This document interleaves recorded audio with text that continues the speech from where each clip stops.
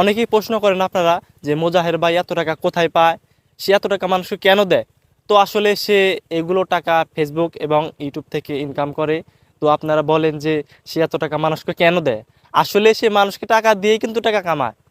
কারণ সে যে ভিডিওগুলো করে সেই ভিডিওগুলোই সে ফেসবুক এবং ইউটিউবে আপলোড করেই সে টাকা কামায়।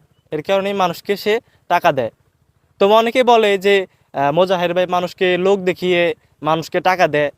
তো লোক দেখে যদি টাকা দেয় তাহলে আমাদের কি সমস্যা? একজন মানুষকে টাকা দিলে সে মানুষটা তো উপকৃত হচ্ছে আসলেই তো। এখন আমি আপনি তো দিতে পারবো না চাইলেও, এখন সে দিচ্ছে, একজন সাধারণ মানুষের তো উপকার হচ্ছে নাকি।